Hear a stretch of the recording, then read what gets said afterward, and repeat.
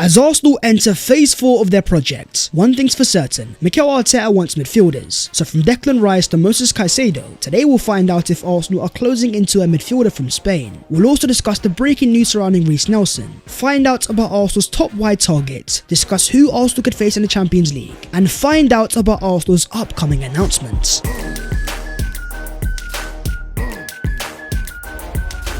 Yo, what is going on guys? My name is Babs14, welcome back to your boy's channel, and your boy has a massive gargantuan announcement. I am starting up a brand new podcast alongside the likes of The Different Knock and George v AFC. It's called The Cannon Podcast with clips available on YouTube and the full thing available on Patreon with a link down below. But as per, if you enjoy the content, don't forget to smash a like and also subscribe to the channel if you are new. But let's start off with Arsenal's new deals. As Arsenal fight for the title, return to the Champions League, a core of new stars is forming. And yes, you've got the forwards of Xhaka, Martinelli and Odegaard, but you can't forget the importance of a top goalkeeper, and that's where you've had Aaron Ramsdale. At 24 years of age, he's been a surprise Arsenal signing. In 2021, many people doubted, but in 2023, it's now the opposite. Ramsdale's become a key performer for Arsenal this season, and he was on fire against Newcastle on Sunday. With a 7.9 overall rating, 5 saves, a 0.81 goals prevented, 2 high claims and 3 saves inside the box. The standout save was in that second half, almost certain Newcastle goal and a point blank save. After the game, Ramsdale was given the official Arsenal Man of the Match award, and that was in total his 13th clean sheet of the season. And where it's even more impressive is he's kept 10 away from home.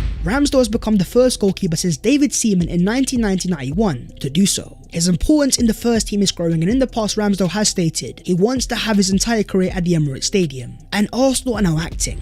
According to reports in the UK, Aaron Ramsdale is set to be rewarded a new long-term contract with a significant increase on his £60,000 a week salary. There is recognition that Ramsdale's new terms should reflect his status as an established top 6 goalkeeper. Arsenal are being proactive and they understand the importance of Ramsdale. It goes without saying that Ramsdale isn't perfect, but you have to understand that at 24 years of age, Ramsdale is still a baby in terms of goalkeeper. You look at Alisson at Liverpool, one of the best goalkeepers in the world. At 24 years of age, he wasn't even a starter at AS Roma. There is so much room for potential, and ultimately, I love the character that Ramsdale is. The way he celebrates every single Arsenal goal like he scored it, and the amount of clutch saves that he has made away from home. The saves against Liverpool, Spurs, and even now Newcastle. Next year in the Champions League away from home, Ramsdale is going to be vital. But what about the future of William Saliba? Currently out with a back injury, Arsenal remain in talks over a new contract. And on that, Mikel Arteta says that we will try to find the right moment to do that. We're doing everything we can possibly do to do that in the right moments at the right time. The player-club relationship is super. It's about the timing, I think, nothing else. Ultimately, I believe this comes down to wages. Saliba understands his value, and likewise will his agents. And to see the way that Arsenal have dropped off without him, that will give Saliba's agent even more power in negotiations. But there is a positive sign. Saliba has recently invested in a brand new home gym. To make such a long-term investment might just mean he's here to stay. According to the Times, Arsenal's technical director Edu and director of football operations Richard Garlick are working on new contracts for core players, with the club hopeful of confirming extensions for Bukayo Saka and William Saliba. An announcement could be made before the end of the season, although Arsenal want to avoid any distractions during the run-in. Arsenal have already agreed a brand new contract with Bukayo Saka, confirmed by the likes of David Ornstein and Fabrizio Romano, and all that's left is to make it official. And according to the Independent, Arsenal are hopeful to announce Bukayo Saka's new contract before the end of this season. It is believed that promotional footage to be released alongside the announcement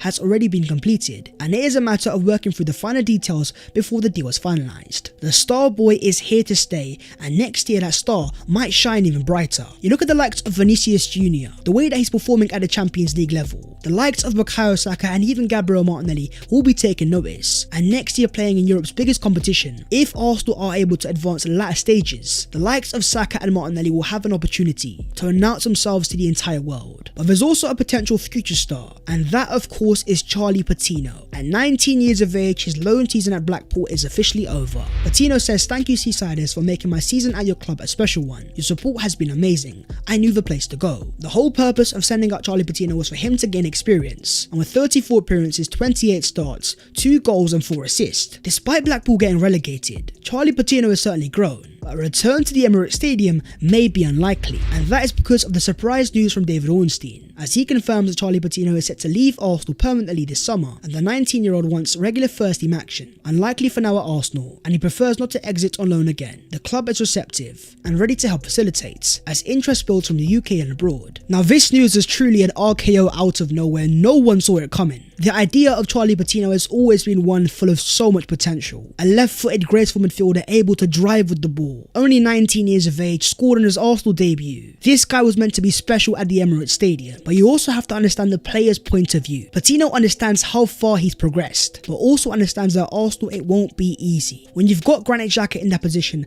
the potential of new signings, the likes of Fabio Vieira and Emil Smith are waiting off the bench. Arsenal are entering a very important stage of their project, fighting for a Premier League title, entering the Champions League. Arsenal are trying to become more competitive than ever before. Do we have the space and time to nurture another youngster? And Patino has to think for himself. He's seen the likes of Romeo Lavia leave Man City, go to Southampton, and become first team regulars in the Premier League, enhance their profiles. These young players are getting more and more ambitious. These guys don't want to be on loan, they don't want to sit on the bench. This guy's potential is undeniable. Many people in the Arsenal Academy have said that he's up there with the best ever talents to come through, and according to Sam Dean, there's an expectation that Arsenal will try to include a buyback clause as a part of any Charlie Patino sale this summer. Talking of the future of midfielders, you've also got the future of Granit Xhaka. This year he's been integral, transformed as a midfielder. 5 goals, 7 assists. Xhaka's unlocked his box to box, but as Arsenal try to raise the level once again, interest is building in Granit Xhaka. Well, according to reports in Germany, Bayer Leverkusen are working on a transfer for Granit Xhaka, but they would need to pay a double-digit million fee, as Xhaka's contract with Arsenal is running until 2024 with a 1-year option. Arsenal are evolving as a team, and Xhaka's profile can definitely be improved upon, but that does not make him surplus to requirements. He may not be a starter, but if you're fighting with Man City, you almost need to have 2 separate 11s. Xhaka is a player that has been so reliable. The other Arsenal players have been able to learn from him. Reports have claimed he's been coaching Arsenal youngster Ethan Nwaneri, and for all he's been through as an Arsenal player, all the low moments, I think this guy deserves to play for Arsenal in the Champions League. Unless a crazy offer arrives, Xhaka's definitely got at least 1 more year. Now let's move on to Arsenal's transfer plan. And starting off with the centre-backs and a bit of confirmed news, as Fabrizio Romano confirms that Arsenal are set to receive £6 million for Pablo Mori, as his transfer to Serie A side Monza will be made permanent. Personal terms already agreed, it's done and sealed. It was of course a loan with an option to buy, which would become an obligation if Monza were to secure their safety, and with Mori being a key first team player, Monza are going to stay in the Serie A and Arsenal are going to receive £6 million.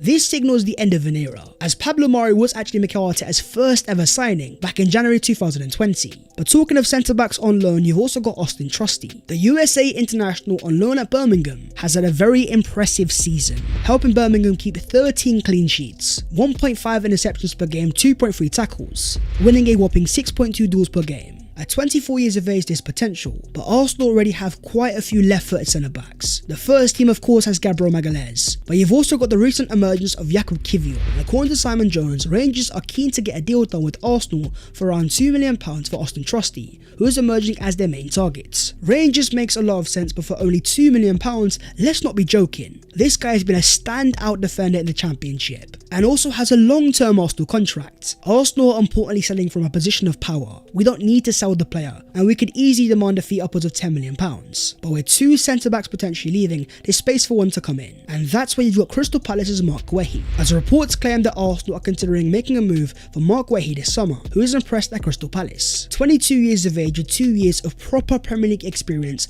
I can see why Arsenal like him. A right-footed centre-back able to play also on the left-hand side. Last year for Crystal Palace under Patrick Vieira, this guy proved that he can thrive in a possession-based system, averaging 57 passes per game, 4.4 long balls. This guy is also a tremendous 1v1 defender, winning 4.1 duels per game and 2.3 ground duels at a 79% success rate. He's not quite the giant like a Saliba or Gabriel, but boy is he fast. He has shown time and time again that he can stay with some of the fastest attackers in the league, and that of course for Arsenal is perfect, as Mikel Arteta loves to play a high line. to squeeze the pitch as much as possible, to have the recovery pace of a Mark Guehi if Saliba isn't available. It's all about replicating profiles. This year without Saliba, Arsenal struggled. Next year, Arsenal can't make the same mistake again. But Arsenal also have a wide forward dilemma, and that is because the future of Reiss Nelson is a massive doubt. As according to Fabrizio Romano, Reiss Nelson has rejected the first new contract proposal made by Arsenal, but negotiations remain ongoing as the final decision will be made at the end of the season. Nelson has been approached by many clubs in England and also from abroad over a potential free transfer. Reiss Nelson is Arsenal through and through. This guy has come through the academy. But as a footballer, you also get only one career. And at 24 years of age, he's at a bit of a crossroads. He understands at Arsenal when you've got Bukayo Saka and Gabriel Martinelli, it's going to be very difficult to break into the first team. Yes, as Arsenal fans, we like the idea of squad players, but you also have to see it from the player's point of view, especially when you have fantastic offers. And one of those clubs is Brighton, who according to Sammy Mockbell will make a formal offer to sign Reiss Nelson on a free transfer at the end of the season. He is yet to sign a new Arsenal contract despite being offered a new one. Arsenal remain in negotiations, but this is not about wages. It's all about the project. Where is the best place for Reiss Nelson's future? As a first teamer elsewhere or on the bench at Arsenal? But if Nelson is to leave, according to reports, Arsenal are expected to move to sign a new forward, and their prime target is in the Bundesliga. According to Sammy Mockbell, Moussa Diaby has emerged as a lead target for Arsenal. Mikel Arteta wants to add further depth to his attacking options, with Diaby likely costing in excess of £50 million, but Arsenal will face competition for his signature. Moussa Diaby has always been of interest to Arsenal. There's very few players as similar to Bukayo Saka, a very unique left-footed right winger. This year in the Bundesliga, 9 goals, 8 assists. In all competitions, it's 14 goals and 11 assists. This guy is able to make a difference, and he is one of only 3 players in Europe's big 5 leagues that have managed to get 10 plus goals and assists in all competitions in each of the last 3 seasons. The other 2 are Bruno Fernandes and Lionel Messi. This guy has the numbers, and at 23 years of age, he suits the age profile. Where he differs to Bukayo Saka is the fact that he's even more explosive. Saka's got a lot of power, but Diaby has a bit more explosive pace. In counter-attacking scenarios, this guy can be lethal, and his profile reminds me a little bit of Rafinha, with 14 big chances created. Diaby shares that similar level of creativity, but Arsenal also have other targets, and that's where you might have Wilfried Zaha,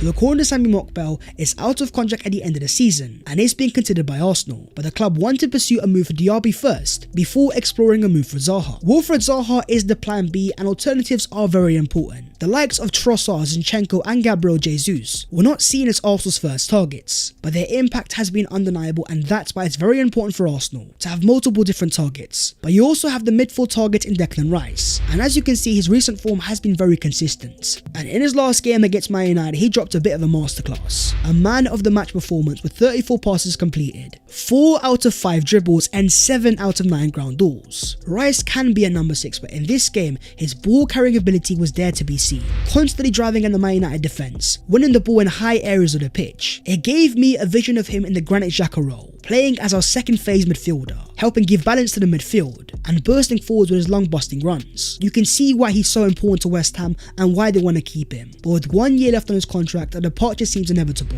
And according to The Athletic, they are interested in Marseille midfielder Matteo Guendouzi as a potential Declan Rice replacement. The concern that Arsenal have though is West Ham wants a massive amount of money, and according to Jason Burr of The Telegraph, West Ham are looking for Jude Bellingham style money for Declan Rice. Arsenal appear to be Rice's most likely destination, and they are understood to regard a fee of £70 million as far more realistic for the midfielder. But as James Ollie claims, West Ham are expected to demand around £100 million for midfielder Declan Rice this summer. The price tag is crazy, it would be record breaking, but you have to understand the market is broken when you've got Anthony going for £85 million, Enzo Fernandez for 110, with Rice being 24 years of age, soon entering his peak, the captain of West Ham United, an international footballer that's played at the World Cup and the Euros, who has got a vast amount of Premier League experience and so much interest. West Ham see the market, they see the demand, and they know they can ask for a stupid amount of money. And then the question becomes, are Arsenal willing to pay the money? But as reports claim, Arsenal want to sign at least 2 midfielders. Arsenal also have a target in La Liga, Martin Zubimendi of Real Sociedad,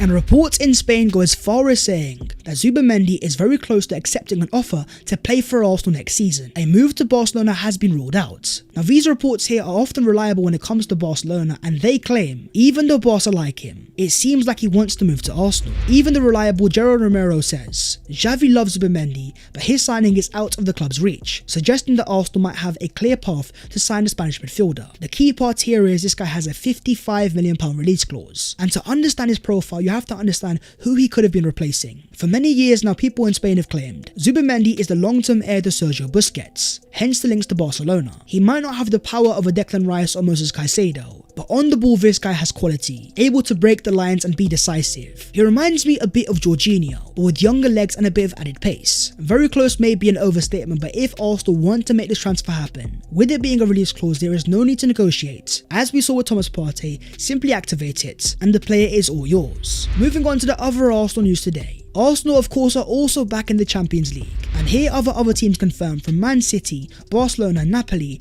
Bayern Munich, Borussia Dortmund, Celtic and Red Star Belgrade. But with this being our first time in 6 years, Arsenal are going to be most likely in pot 3. That is of course unless we win the title. With no European football last season, this year only the last 16. We've dropped down in the UEFA coefficient rankings, and that means there's a very good chance that Arsenal could end up with two massive teams in the group stages. From the likes of Barcelona, Bayern, Napoli, to Real Madrid, Juventus, Atletico. I want to see Arsenal up against the best teams in Europe. I want to be back in the big stage. But comment down below, out of all the teams potentially available, which other two teams do you want to face in the Champions League? But that is the video there and there, so hopefully you guys have enjoyed.